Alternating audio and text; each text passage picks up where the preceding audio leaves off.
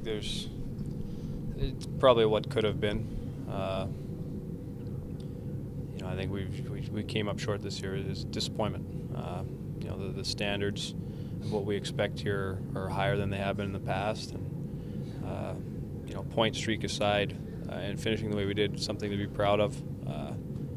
It's definitely carries some momentum into the summer, but it's still a disappointment. We fell short of our goals, and hopefully that's a motivating factor for everybody in that room this summer. I don't want you to say anything that'll jeopardize your bargaining position, but when you talk to your agent, what kind of conversations do you have? How specific do you get?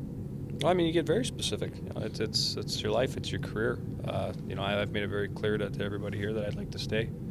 But those decisions aren't always in your power, and at times organizations have to make decisions based on the organization's best interest, and sometimes personal feelings have to be left out of that. But I'd love to stay.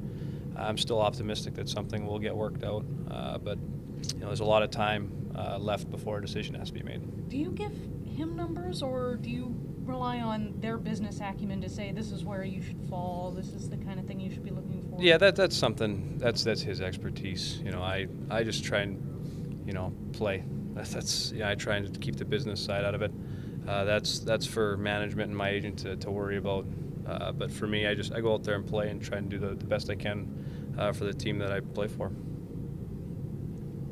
Is there any feeling when you're going into a negotiation that is going to happen over the next couple months, after the last day of the season, where now your resume is what it is, you can't build on anymore? Is there like an antsiness to that, or you just kind of sit back and let the agents and GM do their job? Yeah, I mean, you let them do their job, but you're certainly anxious. I mean, it's your career, it's your life.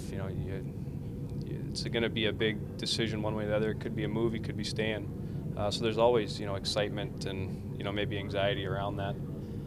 But again, I think I've done what I can since I've been here to stay. I've always represented the organization the best way I could, and hopefully that's earned me enough goodwill to keep me here longer. When this team was at its lowest points and realized it wasn't going to make the playoffs, was there a fear that this team could drop off the map and just finish out the season like some of the other teams in the league?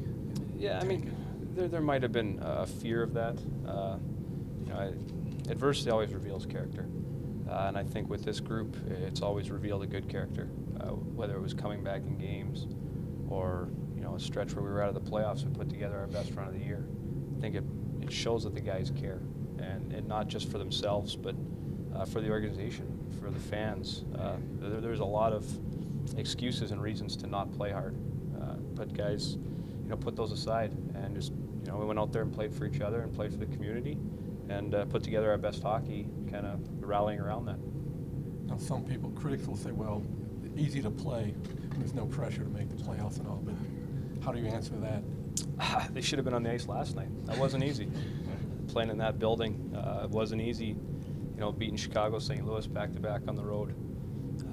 Those teams were still playing for playoff position. Of course, there's less pressure. I'll give you that, but every team in this league competes every night, and to win in the fashion we did, I think 15 out of 16 or 17 down the stretch, it takes more than just going out there. It takes work, it takes sacrifice, it takes all those intangibles to win hockey games, and with the pressure or not, it's still impressive. Let me take the devil's advocate view, okay? First round playoff exit last year, didn't make the playoffs this year. Why is this a club that you still want to be a part of? I think you have to look at the big picture.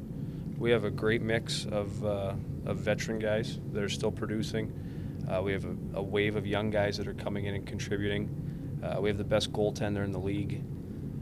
We have a great city to be a part of. I have a young family. We love it here. We've bought a home here. And I want to see it through. I was here at probably one of the lowest points of this organization. And I think, again, I said adversity reveals character. I want to see it through. We went through the tough times together as a group, and I want to win together as a group. It'd be easy for me to run and try and find a more suitable Stanley Cup contender, but I want to win here, and that's my reason for staying. Is there any part of you, when you look at the reality that you might possibly go elsewhere in terms of what your role was here, and maybe the chance that you could get an expanded role somewhere else? Does that ever enter your mind at all? Yeah, I mean, there's always, you know, when you go through a negotiation, I'm sure you'll talk about roles on different teams. But again, winning's number one for me. The last 2 years, you know, I've taken a decreased role, and that's, you know, I've never complained about it. It's just one of those things that when you win, people have to sacrifice, whether it be ice time or power play time or, you know, playing the wing, playing on the fourth line, first line. To win, people need to make sacrifices, and that's what I believe in. I believe everybody's here had to make them in different ways, and mine's just been in the amount I play sometimes. But I'm not going around searching for more ice time somewhere else. Again, I want to win here, and if that means me to play 5 minutes a night or sit in the press box, you know, I'll do what I can to the best of my ability. We talked about this a little bit the other night. You've played for Todd at a couple different levels. You've known him a long time. What's a better indicator of his talent as a head coach? Is it last year's playoff run performance, or the kind of season you guys just endured and you turned around and you're a team that was over 500 again? Yeah, I think, you know, this year with some of the lineup changes and trying to work guys into lineups and find chemistry and find, you know, the competitive team every night. I think, you know, you really had to coach and mix and match. But for me, the one characteristic about Todd is that he never really wavered. You know, there were some tough times, whether it be, you know, November, and he stuck with it. He's been even keel, never high, never low. And I think we're starting to see that rub off on the guys. I think teams tend to take on the personalities of their coach characteristics. And I think you're starting to see that. We don't rattle easily. When we get down, we kind of stay with it. And I think that's the way he approaches it. And I think it's starting to rub off on us a bit.